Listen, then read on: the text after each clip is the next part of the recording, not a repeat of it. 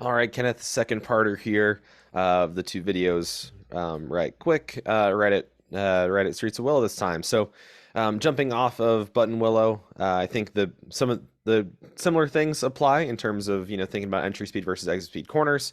Although here I think we get past the point of the limit of the car in some cases on corner entry. So I want to highlight a couple of those places as they come up. I think there's some really good examples and things to try doing in case we run into that when we're starting to push the entry at Button Willow a bit more in some cases. So let's just jump to the lap here. Probably be a little bit shorter than Button Willow, just as we covered a lot of the background already there. So jumping in initially, I think this is one corner, kind of turn one here, also super strange, right? Getting out onto that kind of skid pad area. It's definitely not a easy corner to approach. Into here, braking super deep is going to be the name of the game. We have so much space to go ahead and use. Really leaning to the ABS here, as you start to turn in, we can bleed off of the brake pedal a little bit, but goal here is to be on throttle really just at one point, kind of in the middle part of the turn here, and starting to drive off, as late as we can. We want to roll in as much speed because we just have so much space to use. Treat the corner as a point and shoot. So just get in there super deep, point the card, get your rotation done pretty quickly, and then shoot, back on throttle, quick acceleration out of here. Granted the exit isn't perfect for that either, but we can still, have a slight lift here if we need to before getting back on the power into moving into turn 3 and 4. So coming through here, I think the left-hander is fine. Although turn 4, I would say the goal here is to open up as much as possible on entry, get that nice bit of power on throttle here. We have a long run coming out of here, so goal is going to be to get on throttle right at that apex. So I think the initial thing here is just going to be to open up our entry just a little bit more, turn in a slight bit later to make sure that we can get that run out of here. So doing a good job right there, but just a slightly later turn, I think, can help just start to approach that exit a bit more. Fairly slight, but just because we have such a big run here, that's going to be a big exit speed corner, right? So we want to make sure we're taking advantage of that fully. Turn 6, really interesting one. Lots of camber here. So this is definitely going to be a corner that we want to roll a lot of speed in pretty early, so we want to turn in even earlier than we might expect to get down to the apex and just kind of hug there for as long as we can, push that a little bit wide towards the center part of the corner to get that nice point and shoot. Very similar to turn 1 in terms of how we approach it. You can see how the corner kind of makes this nice bowl shape, right? Anytime we have a big cambered in corner, it's we might seem like we want to kind of run around the outside, utilize it, utilize the banking a little bit more and roll a lot of speed in. The way I like to think about it, typically when we have so much of this banking on road courses and does vary track by track and corner by corner, you can get in really early here. You see where those rubber marks are on the inside, keeping the inside tires nice and grounded into here. This is a turn where I want to be driving in as aggressively as I can initially, similar to turn 1, driving it hard and fast and on the brakes, getting in super quickly. Really late on the brakes, really hard on the brakes here to get a lot of weight transfer, and just angling the car as straight as I can into the inside corner. By doing that, if I go ahead and draw a poor graphic here of a nice little hairpin, and you can kind of just imagine this is banked right here. Think about, we have kind of our two apexes in a way, because we have these long duration areas. So I'll just draw some little apex curves into here, give them little stripes here. We can either take this in one of two ways. There's the roll along the outside method and have one single late apex and accelerate off. So we're kind of taking one just giant late apex, or the second option, which the more banking you have, the more this is typically viable. Some places like Laguna Seca, it's viable too, down into turn 2 there. But most cases for me, and this is the same principle as turn 1, getting into here, kind of braking almost at a diagonal, just as straight as possible. So you're going to be able to roll more speed through the entry of this section because we have to do less work than this initial turning phase, right? We think about the corner radius that's being formed. You're basically going as straight as possible into here and then having a really tight turn towards the center and get that nice run out. Same, sort of principle and exit. So whereas the first method, we have a tighter initial turn in, so we have to do more work to get the car turned in through this early phase. It allows you to open up the exit a bit more. This one lets you drive in the entry a bit harder. the more camber that you have, typically the more speed you can roll in initially and kind of use that banking to your advantage in driving in a bit earlier, getting ahead of the camber here too. Again, does vary track to track. That would be my piece of advice into here, is just throwing a bunch of speed, get in down early, off the brakes, and be trailing in a little bit if we have to. Letting the car get rotated about this point, we get a little bit wider, let the car drift out, and then you're doing a good job cutting back down to the inside to get that nice exit. So I would just be keeping that turn a bit earlier, rolling a ton of speed as we need to, and then bringing the car back down for that good solid exit out of there. Now turn 7 through here I think looks fine. I wouldn't change too much. We're gonna, as we start to pick up some speed in other areas and understand what the car is feeling like, we might be able to roll some more speed into there too. All right, now turn 8, interesting one right here. I do want to linger here for a little bit because I think it's a good learning tool for other tracks and places we might go to for the first time. It's an interesting one, right? We think by kind of cutting back towards the outside. So I'll go ahead and pause here. A late apex in, taking these nice big sweeps, and then back towards the inside. It helps open up the second part of the corner because we have more of a straight run out of here, relatively straight run out of here. We want to get better set up for it so we can get that hook into turn 10. But the big thing, or I guess turn 9 here, big thing with that is that we're forcing our front tires to do a lot of work. And sorry, I went a little too far back here on my video. We're forcing the front tires to do a lot of work in doing so. By having a wide turn in like this, and I know in other places like turn 3, I mentioned that a wider turn in can maybe help out there with our entry in terms of getting that good exit.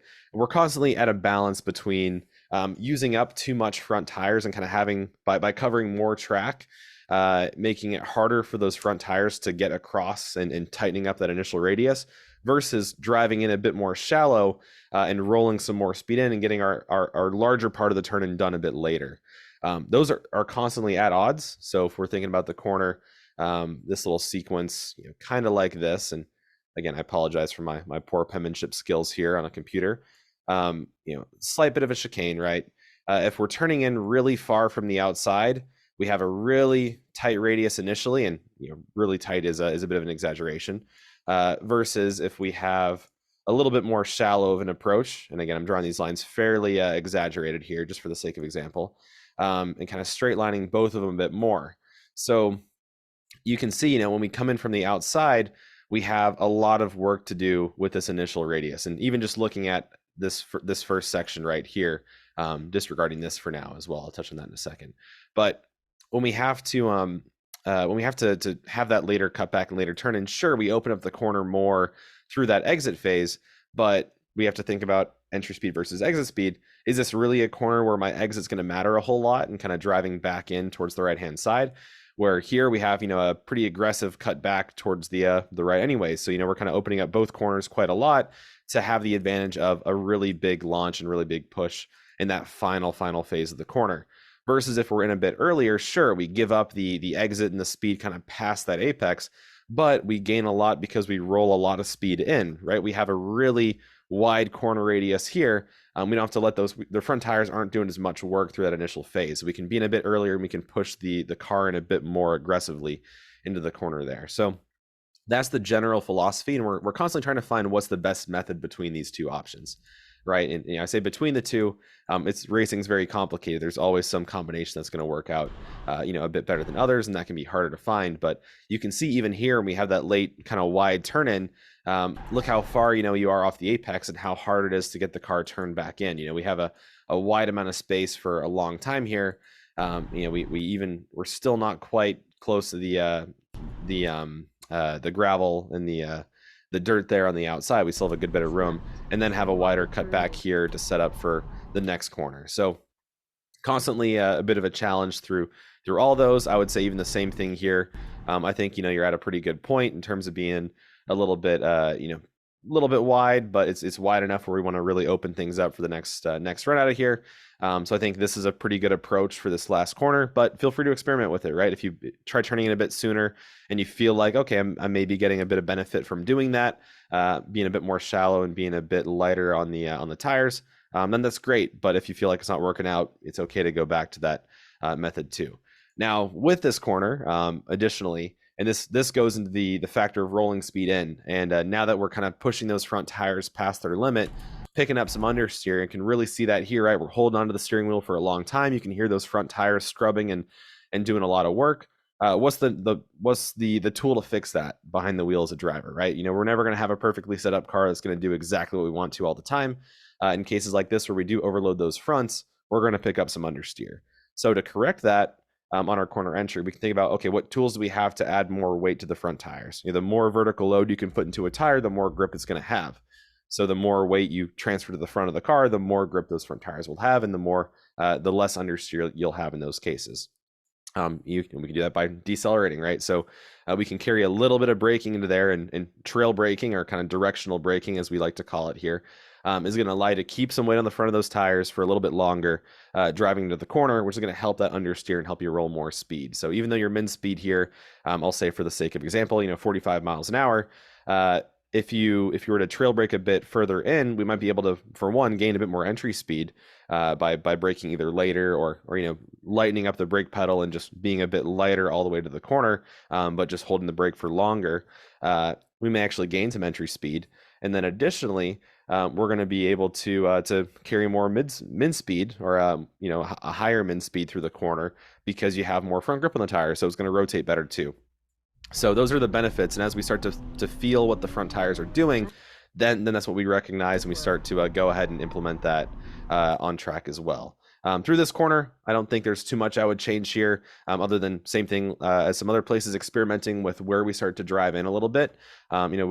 Streets of Willow has a lot of these long duration corners, long sweeping bends, where we start to turn in, where we place the car on track before turning in is sometimes a bit of a question mark. So it's okay to kind of choose a not quite full all the way to one side of the track on entry. It's okay to be half a car width over to reduce that load in the front tires, kind of as mentioned with some of the entry speed discussion. But I think for the most part, that's pretty solid. Just watch that acceleration point, right? We get on throttle a brief bit early here. That goes back to Button Willow, where by getting on throttle a bit early, now we pick up some more understeer on the front tires, and you can see holding onto that steering wheel for a long while, then having a bit of oversteer at the end because you were full lock trying to add throttle. As soon as you started to add throttle, then we broke traction on the rear wheels, and we had to go for that brief correction. So that's what caused that little bit of oversteer there, understeer-induced oversteer, as we like to call it. All right, now last real corner coming up here. Very similar on the brakes. As soon as you get off the brake pedal, and I think and down here we can see on the G plot, my little Windows Media Player bar is kind of blocking it, but I see as soon as you get off the brake pedal and you kind of go to coasting, we pick up a ton of understeer. So same thing, right? Using our tools as a driver, dragging the brake a little bit to keep some weight on the front, going to be hugely beneficial in terms of just keeping some weight on those front tires and helping reduce that understeer. So make sure that we use those tools, especially as we start to add speed on entry. Big for Button Willow your next time out. I think some corners where as you start to pick up the entry speed and we start to push that boundary a bit further into the corner, now you have to be deliberate with those tools and knowing, okay, if I'm picking up a bunch of understeer and I'm getting off and coasting into the corner to roll more speed, what can I do to help correct that without losing speed as well? Again, the goal is to if we need to keep some more weight on the front, but we're getting that extra speed by coasting into the corner, maybe we need to start moving that brake zone back or braking a bit lighter and longer into the corner to correct that. So those are the two things I would say to think about or work on there. But across the board here, a couple corners where we can just drive the entry in a bit harder, a couple corners where we can use those tools to keep some weight on the front, and then thinking about some of the positioning choices when going to a new track and thinking about okay, if I drive in a bit more shallow here versus a bit wider of an approach, how is that going to affect my car and my runs? And is this an entry speed corner? Do I want to drive more speed in, maybe being a bit earlier, versus is my exit important here? I want to take a bit wider of an approach. So a couple things there. I'm happy to chat more about it on the intro call as well. But yeah, I think a good balance and seeing some extra things can certainly help at each track here too. So yeah, looking forward to the call tomorrow. And yeah, feel free if you have any questions, just shoot them over to me ahead of time, or just happy to discuss when we're on Zoom tomorrow as well. But yeah, looking forward to hearing how your next event at Button Willow goes as well, and enjoy the holidays and enjoy the time off here as well.